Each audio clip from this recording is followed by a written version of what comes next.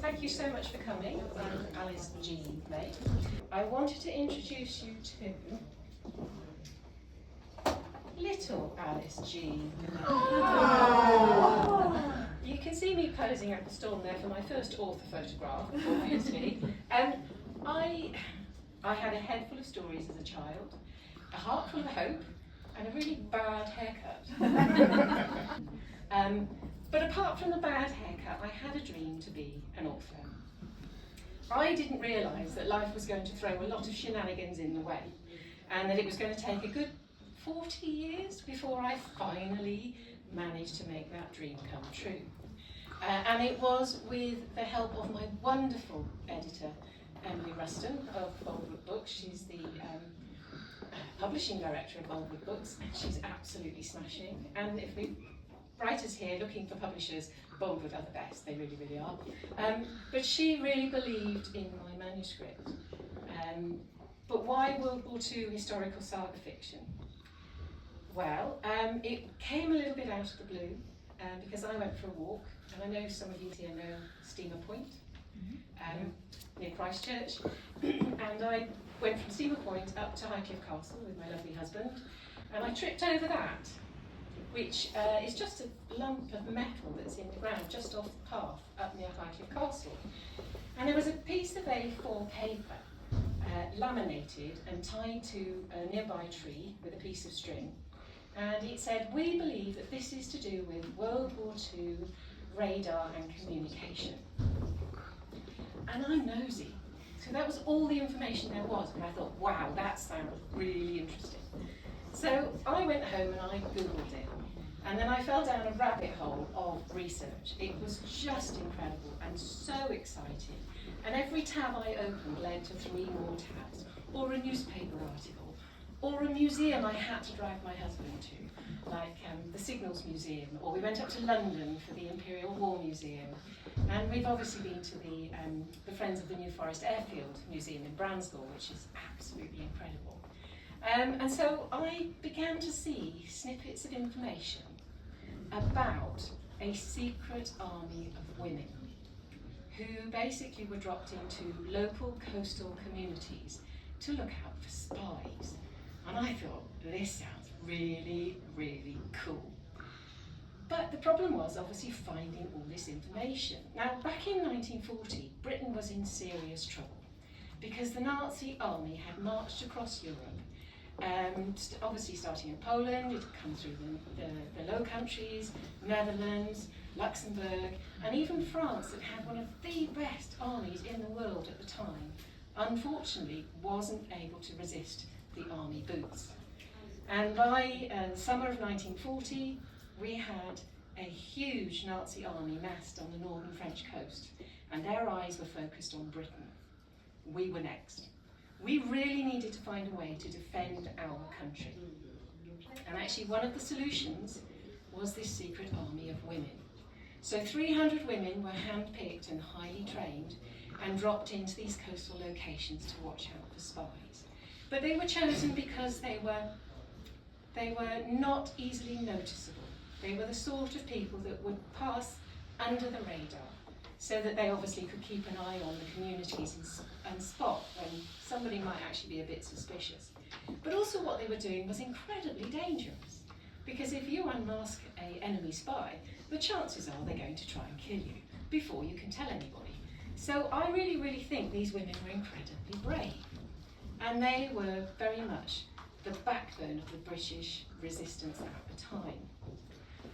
So that's where the idea for the resistance force came from. But the thing that really I noticed in this was that the attitude to women at the time came across in all the reports that I managed to uncover. And at the time, women were not considered to be terribly interesting, terribly intelligent. We weren't really thought to have had much imagination either. So I found that really got up my nose as I was doing this research. And one of the things that really bugged me was the fact that they were when they were mentioned at all, they were referred to as Churchill's secret sweeties. That really bugged me. I thought these women have put their life on the line for our country, and they're not even celebrated, and they're treated like a bit of skirt. And that's just wrong. Which is why I came up with the idea of actually writing a World War II fictional story, but inspired by all of these brave women that I encountered along my way. So that was the first book, The Resistance Girls, which, as I said, my lovely editor, Emily Ruston of Boldwood Books, was so kind. She really believed in these ladies, and she really believed that we should be promoting this story. And so that one came out 6 months ago. And then today we're obviously celebrating the launch of Book 2, a new recruit for the Resistance Girls. So the first book is Wren's story, and they are standalone books, but they are part of a 6-book series. And the second story is Felicity's story. So let me tell you a little bit about the world that Felicity gets dropped into. So I'm going to take you back to the 25th of September 1940. And I'd like you to imagine that you are standing on the patio at the back of the Royal Bath Hotel in Bournemouth, and you are staring out to sea towards the French coast and looking at the horizon. And you can see a huge dark cloud. And as you watch, that dark cloud gets darker and it's moving towards you. And it turns out to be a massive squadron of enemy bombers. So there are over 220 Hinkle bombers, and they've got their escort of Messerschmitts. Oh, I did say that word, I always get that word wrong. So there's more than 300 planes heading our way, and you watch them fly parallel to the coast until they get level with Portland Bill, and then they turn 90 degrees and head north inland. And a little bit later on the radio, you hear about a bombing raid on Bristol Aerodrome, where 350 bombs were dropped and catastrophic damage done and many, many lives lost. That was just one bombing raid of thousands. Britain was in serious trouble. And what we needed, in fact, was to be able to control the skies above our own country. We had this fantastic radar network that went all the way around the coast and obviously looked out towards the sea. So that was our chain home network, and you can see some of these radar stations here on the cover. So they were obviously watching planes coming towards us, but the minute the enemy bombers came past the chain home radar, we were very effectively blind, because once they were over our land, we couldn't tell where they were, unless they got spotted by a soldier with a pair of binoculars at one of the World War II observation stations, which you can imagine wasn't really quite that effective, or as effective as we'd like it to be. And so what the War Office did was they started several research centres looking into developing more radar. What we needed was a ground control interception station. And so that was something that would actually tell us where the planes were over our land, so that we could send our brave RAF fighters up to intercept them. And that's the world that Felicity gets dropped into. And Felicity has been chosen because she is undervalued, she's unappreciated, but she's incredibly brave. She's a feisty woman, and she is not going to get brushed aside. And so Book 2 is all about Felicity's experience as a new recruit for the Resistance Girls. So that's where we kick off with this particular story. And I mean, I found it really, really exciting to research it. But my real question is, actually, why don't we know more about these women? And so it's a 6-book series, so I'm going to be obviously taking each of my main characters from the first book through their adventures through the war. But I just wondered if anyone had any questions about that. Anything at all? Did you find it hard to research, to find information, because it was so secretive? Yes. That it's very difficult to find things out, isn't it? Incredibly hard to find things out, actually. And in fact, what I found with this is that because it was such a secretive organisation, a lot of the documentation was actually burned at regular intervals throughout the war, because they didn't want anything to fall into enemy hands. And so we genuinely don't know how many women they say 300, that's an approximate number, and we don't know exactly what they did or exactly where their hidden bunkers were. So you could go walking in Dorset or the New Forest and along the coast, and you could actually discover one of these hidden bunkers, which is quite fun. Do you know how many women died during this? I don't, but quite a few, from what I can understand, yes. And there were a number of reasons actually why it went unreported. The first one being that obviously they signed the Official Secrets Act, so none of these women actually spoke about what they did. And I think some of that came from not only they'd signed the Official Secrets Act, but they also felt that because the invasion never happened, that they hadn't actually done anything. And I think that's actually wrong, because some of the reports I've come across, actually they genuinely did track down spies, and they did stop information going back. And obviously they were in an incredibly tricky situation. And other reasons that affect why we don't know about them, there have been some reports that suggest that actually putting them in a difficult situation, the gentlemen felt that they had been somewhat unchivalrous, and therefore they'd rather not think about it. So it never really got talked about. And of course there's going to be the old chestnut of misogyny, which is bound to be part of the situation. Yeah. Anybody else got a question? Yes. What's book 3 about? What's book 3 about? Thank you, Emily. That's very nice of you to ask that question. I have just finished writing book 3, and I'll be sending it to you soon. Is it any good? I think so. I really enjoyed writing it, actually. I mean, I loved writing the first one. This second one, the research about the scientific stuff, I really love that. But the third one is actually, I was quite surprised when I started writing this one, because the character, it's Constance, Connie, and she's quite a shy character in the first book, and I wanted to put her in some quite challenging situations. And she turns out to be quite a brave young lady as well. That one is very much more about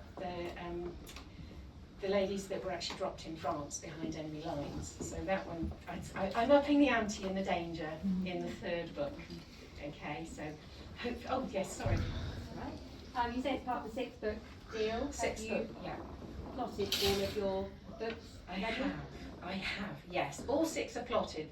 They weren't at the point that I signed the deal. I had the first 2 and the third one almost sorted.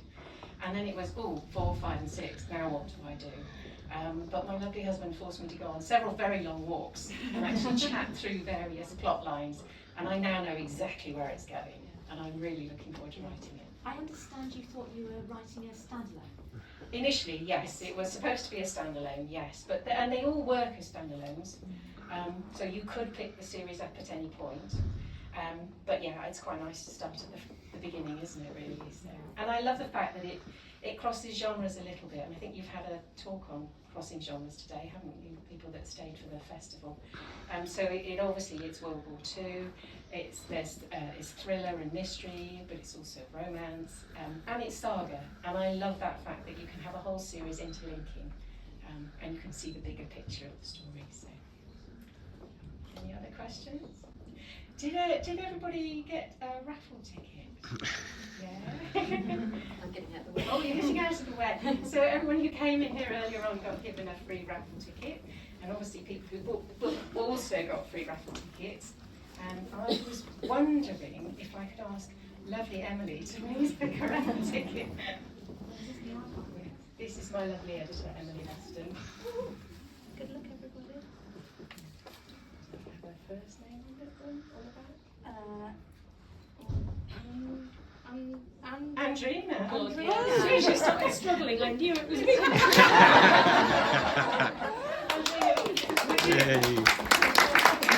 would you like to choose which one of the 2 cushions you'd like? Oh, it's all the pressure's on. Which one do you prefer? Let's give me the book. Yes, please. Are we going? Yeah, you can take the book one. Yes, absolutely.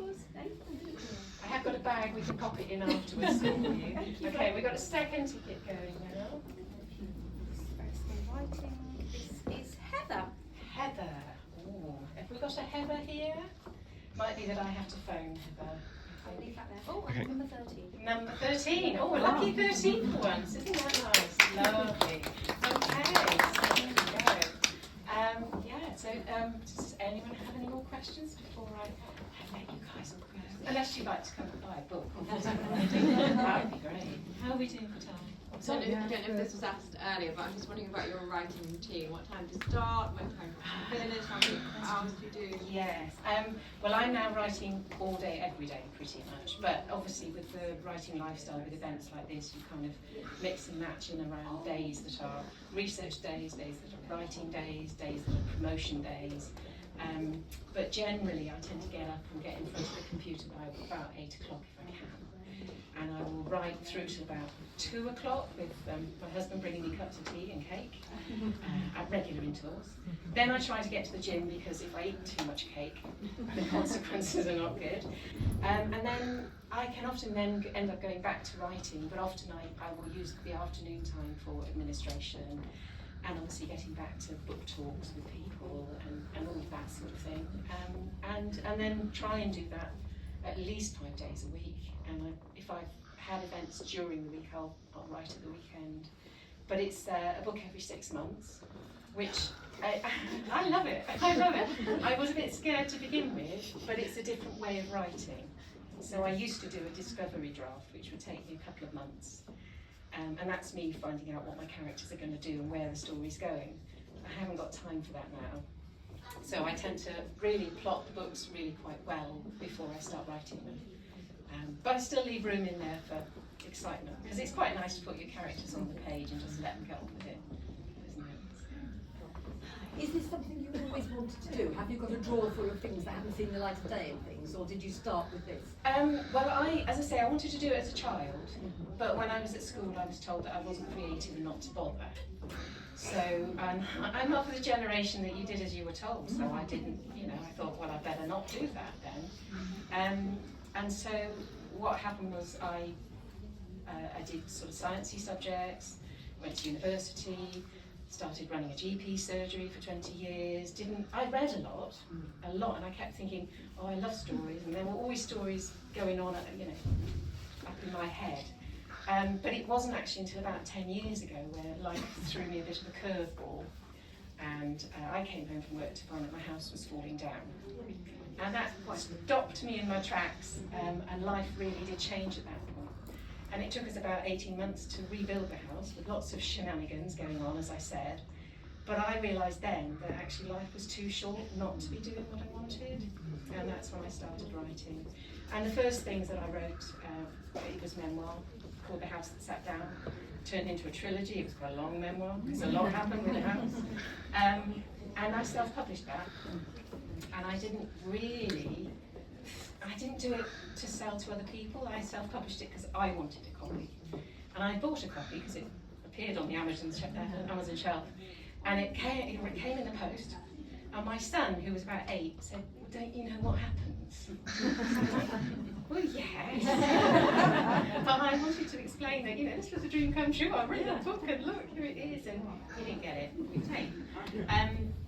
As I say, I didn't expect people to buy it. And he got nominated for a Chill with a Book Award, which was lovely. Even though I actually didn't know what I was doing when I was writing it.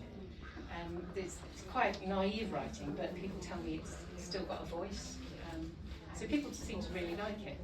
And so it was selling, and then I used the money from that to go on writing courses and to come to writing festivals and to, hopefully have one-to-ones with agents and editors to talk about it. And then slowly I worked my way to writing a manuscript that somebody actually did want to publish.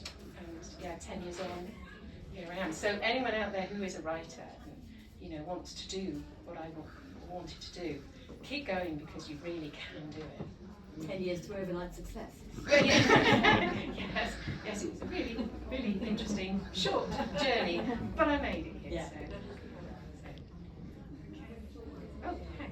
Just going back to your process, Yes. do you find that the words always flow? And if they don't, what do you do? Yes, they don't always flow, although I do find that the more that I write sort of professionally now, it's easier. You can train your brain so that you sort of switch into creativity, which I never used to be able to do. and I know that, you know, oh, this morning I've got to get these 3 chapters done, and usually it's fine, I just keep going. But if I have a problem, he can usually tell because I get noisy and start slamming things around, and then he makes me go for a walk, and he keeps me walking till I stop grumping, and then we go home, and then I carry on. He's usually bought me coffee and cake at that point too. So, you know, I'm not saying you should over-caffeinate yourself, but I find it's useful. Does that answer the question? Yeah. Any other questions? Oh, thank you so much for coming. Honestly, I'm absolutely delighted to see you all. Wonderful. And I hope you find that cushion very comfortable while you're writing. We're writing chairs. Fabulous. Thank you. Thank you, everybody.